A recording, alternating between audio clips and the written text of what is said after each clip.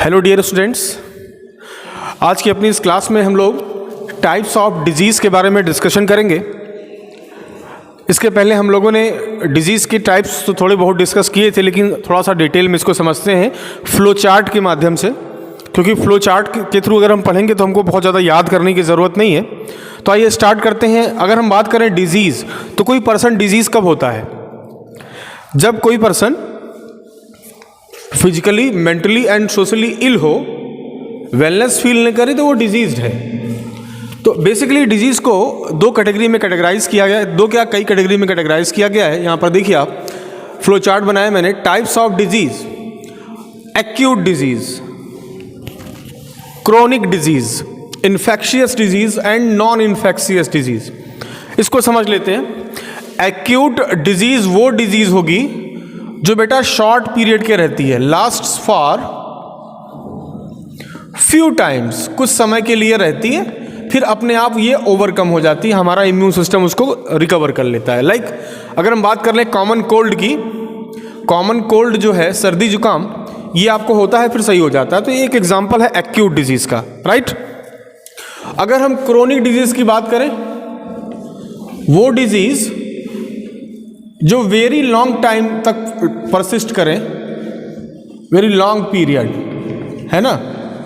मैंने इसका एग्जाम्पल बताया था आपको, फाइलेरिया, एलिफेंटियासिस, हाथी पांव, जिसमें लिम्फ नोड पैर के स्वेलअप कर जाते हैं और हाथी पांव जैसा अपीयरेंस आता है पैर का, जिसको हम एलिफेंटियासिस या फिर फाइलेरिया बोलते हैं, राइट।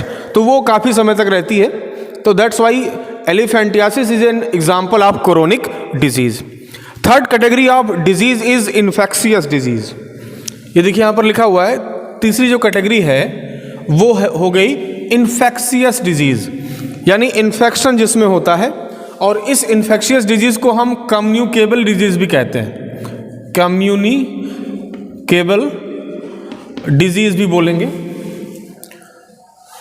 इन्फेक्शियस डिजीज एक जगह से दूसरी जगह, यानी हेल्दी पर्सन तक किसी इन्फेक्शियस पर्सन से कैसे पहुंचती हैं? इन्फेक्शियस एजेंट के थ्रू। यहाँ देखिए लिखा हुआ है इन्फेक्शियस डिजीज, जो कि कम्युनिकेबल डिजीज कहते हैं उनको, वो स्प्रेड कैसे होती हैं? मोड ऑफ स्प्रेड क्या है उनका, फैलने का तरीका क्या है? वो है इन्फेक्शियस एजेंट के थ्रू, राइट। और ये इन्फेक्शियस एजेंट क्या क्या हो सकते हैं? देखिए लिखा है वायरसेस भी हो सकते हैं, यानी वायरस भी एक किसी डिजीज़ को एक जगह से दूसरी जगह पर स्प्रेड कर सकते हैं। फंजाई भी डिजीज़ को स्प्रेड कर रहे हैं। हेलमिन्स, वार्म जो होते हैं, जैसे एस्कैरिस वगैरह जो होते हैं ना, पेट में कीड़े पड़ते हैं, केचुआ जैसा आपने सुना होगा, पेट में केचुए पड़ गए, ऐसा कुछ हेलमिन्स। अभी इसको डिटेल में डिस्कस करते हैं। बैक्टीरिया भी जो डिजीज़ कॉज करती है वो इन्फेक्शियस डिजीज़ के कैटेगरी में आती है। क्यों? क्योंकि बैक्टीरिया एक जगह से दूसरी जगह आराम से स्प्रेड कर सकती है, तो हेल्दी मैन भी डिजीज़ हो सकता है। दैट्स वाई बैक्टीरिया अगर इन्फेक्शियस एजेंट है, वो कोई डिजीज़ कॉज कर रही है, तो वो क्या है? कम्युनिकेबल डिजीज़ या इन्फेक्शियस डिजीज़ है। नेक्स्ट, इन्फेक्शियस एजेंट में भी व्हाट? प्रोटोजोअन्स। प्रोटोजोआ होते क्या है बच्चों? यूनिसेलुलर यूकैरियोट है, जैसे अमीबा जिसमें रखा गया है ना, अमीबा, उसी के साथ, जिसमें मलेरिया काज करने वाले भी होते हैं, काला आजार। तो हमने अभी तक क्या देखा बेटा? डिजीज़ के कैटेगरी जो हमने यहाँ पर देखी है, एक्यूट, क्रोनिक, इन्फेक्शियस और non infectious. Non infectious disease हम बाद में डिस्कस करेंगे, जो किसी एजेंट के थ्रू नहीं फैलते एक्चुअली, जिनका मोड ऑफ स्प्रेड वाटर हो सकता है, एयर हो सकता है ना, कंटामिनेटेड फूड हो सकता है, ये सब नॉन इन्फेक्शियस डिजीज़ में आते हैं। क्लियर बात? तो चलिए थोड़ा सा डिस्कशन कर लेते हैं और ज़्यादा बातें कर लेते हैं इन्फेक्शियस डिजीज़ या कम्युनिकेबल डिजीज़ के बारे में। मैंने आपसे कहा कि इन्फेक्शियस डिजीज़ किन के थ्रू होते हैं? Infectious agent. अगर कोई, जैसे वायरस है, वायरस डिजीज़ कॉज कर सकता है। तो सबसे पहले आप समझेंगे वायरस होता क्या है, लिविंग की नॉन लिविंग। तो आपको पता ही है वायरस होस्ट के अंदर, अगर मान लीजिए ये चौक एक वायरस है जो इन्वायरमेंट में ऐसे क्रिस्टलाइन प्रोटीन के फॉर्म में घूम रहा है, ये बाहर है तो ये नॉन लिविंग है। जैसे ही ये मेरे अंदर आएगा तो हमारी जो मेटाबॉलिक एक्टिविटी है उसको वो हाईजेक कर लेगा, मीन्स हमारे सेल की हर एक चीज़ यूज़ करेगा और लिविंग जैसा करेक्टरिस्टिक फीचर दिखाएगा। It means to say viruses are the connecting link between living and non living. अब देखिए वायरसेस जो हैं वो इन्फेक्शियस एजेंट की तरह काम कर सकते हैं। ये करते क्या हैं? Utilise the metabolic system of the host. Host किसे कहेंगे? जिस सेल में, जिस इंडिविजुअल में वायरस की एंट्री हो जाएगी जहां पर वो डिजीज कॉज करेगा, वो इंडिविजुअल, वो प्लांट सेल, वो एनिमल सेल क्या कहलाएगी? होस्ट। तो वायरसेस क्या करते हैं? मान लेते हैं ये एक एनिमल सेल है, इसमें कोई वायरस जब एंट्री करता है ना, तो ये वायरस अपनी ग्रोथ के लिए इसी सेल के जितने भी न्यूट्रिएंट हैं सब यूज करने लगेगा। इसीलिए लिखा हुआ है कि viruses utilise the metabolic system of the host. Viruses के थ्रू होने वाली कुछ डिजीज हैं जैसे AIDS, acquired immunodeficiency syndrome, polio, dengue, all of these are virus borne disease. और अगर किसी पर्सन को डेंगू हुआ है तो वो वायरस अगर किसी दूसरे पर्सन में पहुंच जाए तो वो अगले हेल्दी पर्सन को भी डिजीज कर सकता है, एंड एड्स भी ऐसे ही है। दूसरा इन्फेक्शियस एजेंट क्या हो सकता है बच्चों? फंजाई। फंजाई क्या होते हैं? फंजाई हेटेरोट्रॉपिक, यानी अपना फूड मैन्युफैक्चर खुद नहीं कर पाते, यानी फोटोसिंथेसिस नहीं कर पाते, हेटेरोट्रॉप्स हैं।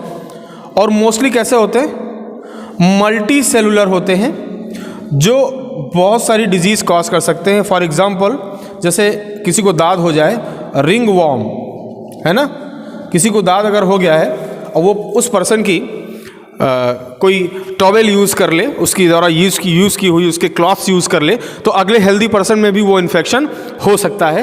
तो रिंग वॉर्म यानी दाद का होना जो कौन कराता है? फंजाई एक कॉजेटिव एजेंट है उसकी। तो उसके थ्रू जो है फंजाई के जो पार्टिकल्स हैं वो एक हेल्दी पर्सन में भी पहुंच जाएंगे, तो एक कम्युनिकेबल का डिजीज़ का एग्जांपल हुआ हेलमिंथीज़। हेलमिंथीज़ ये लॉन्ग वॉर्म होते हैं, लॉन्ग मल्टी सेलुलर वार्म होते हैं। जैसे आपने जनरली घर पे भी सुना होगा कि इस बच्चे के पेट में केचुए पड़ गए हैं, बोला जाता है। एक्चुअली वो एग्जाम्पल होता है, वो क्या है? एक वार्म है हेलमिंथीज़, यानी हेलमिंथ्स यानी लंबे कीड़े जो होते हैं। एस्कैरिस किसी पर्सन के अगर इंटेस्टाइन में पहुंच जाए तो वहाँ पर ग्रो करने लगते हैं, इंटेस्टाइन से चिपक जाते हैं और उस पर्सन को abdominal pain, cramp, indigestion, vomiting, है ना, ये सब चीज़ें होती हैं। तो एस्कैरिस से होने वाली डिजीज़ का नाम है एस्कैरियासिस, है ना, एस्कैरियासिस। ये एक ऐसी डिजीज़ है जो वार्म काज करते हैं और उनको किस कैटेगरी में रखा गया है? हेलमिंथ्स। यानी हेलमिंथ्स में भी infectious agent which can spread any infectious disease, right? Next category of infectious agent would be bacteria, right? Bacteria होते क्या है बच्चों? बैक्टीरिया प्रोकैरियोट्स हैं। आपने पढ़ रखा है प्रोकैरियोट और यूकैरियोट में डिफरेंस, यानी प्रिमिटिव न्यूक्लियस वाले सेल ऑर्गेनेल जिसमें ना हो उनको किस में रखा गया है? प्रोकैरियोट्स में। तो यूनिसेलुलर प्रोकैरियोट्स बेसिकली बैक्टीरिया होते हैं। इनकी एक खास बात ये देखिए, नीचे लिखा है मैंने, रिप्रोड्यूस वेरी क्विकली। इनका जो रिप्रोडक्शन होता है, यानी अपने सेल को डबल ट्रिपल करना, ये बहुत तेज़ी से होता है। तो अगर एक बैक्टीरिया किसी होस्ट में आ गई, जैसे मान लो ये हमारी कोई सेल है, इसमें कोई बैक्टीरिया एंट्री कर गई, तो यहाँ से नरिशमेंट लेकर के ये अपने नंबर को बहुत तेज़ी से बढ़ाने लगते हैं और इसी को बोलते हैं रिप्रोडक्शन। तो इनका जो रिप्रोडक्शन का रेट है वो काफ़ी तेज़ होता है। बहुत सारे बैक्टीरिया पैथोजेनिक होते हैं, यानी डिजीज़ कॉजिंग होते हैं, और उसमें से एक एग्जांपल है, देखिए इस डिजीज़ का नाम है टाइफाइड, सल्मोनेला टाइफी बैक्टीरिया का नाम होता है, ट्यूबरकुलोसिस जिसको आप जनरली टीबी बोलते हो, cholera, all of these are bacterial disease जो बैक्टीरिया कॉज करता है। अगर किसी पर्सन को ट्यूबरकुलोसिस हुई है और वो अगल बगल जो उसकी जो एक्सपायरेशन करेगा, जो ब्रीद आउट करेगा, या फिर कोई स्पिटिंग कर रहा है, वो थूक दे रहा है, तो उसमें उस बैक्टीरिया के सेल्स होंगे। अगर वो किसी माध्यम से एक हेल्दी पर्सन में पहुंच जाएं तो एक हेल्दी पर्सन भी ट्यूबरकुलोसिस का पेशेंट हो सकता है।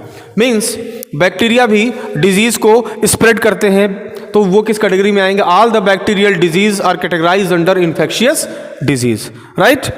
नेक्स्ट, इन्फेक्शियस एजेंट में भी प्रोटोजोअन्स। प्रोटोजोआ क्या होते हैं बच्चों? Unicellular eukaryote. हालांकि ये यूकैरियोट्स होते हैं, ट्रू न्यूक्लियस वाले होते हैं, लेकिन यूनिसेलुलर होते हैं, जिसमें अमीबा रखा गया है। अच्छा, कौन सी डिजीज है जो प्रोटोजोआ कॉज करते हैं बच्चों? मलेरिया। मलेरिया को कॉज करने वाला एक प्रोटोजोआ है बेटा प्लाज्मोडियम। प्लाज्मोडियम प्लाज्मोडियम एक प्रोटोजोआ है जो मॉस्किटो में रहता है, ग्रो कर सकता है, और मॉस्किटो, अगर फीमेल मॉस्किटो किसी हेल्दी पर्सन को बाइट करती है तो उसके सलाइवा के साथ ये प्लाज्मोडियम उस पर्सन में जा करके उसको मलेरिया काज करा सकते हैं। यानी प्लाज्मोडियम एक इन्फेक्शियस या डिजीज पर्सन से दूसरे डिजीज पर्सन में पहुंच सकते हैं। तो ये भी एग्जाम्पल हो गया किसका? इन्फेक्शियस डिजीज का। काला आजार, अफ्रीकन सिकनेस, ठीक है, ये भी, इसको काजिटिव एजेंट जो होता है लेशमानिया, ये भी क्या करता है? ये भी एक टाइप का प्रोटोजोवन है जो एक नॉर्मल मतलब डिजीज पर्सन से हेल्दी पर्सन में स्प्रेड हो सकता है।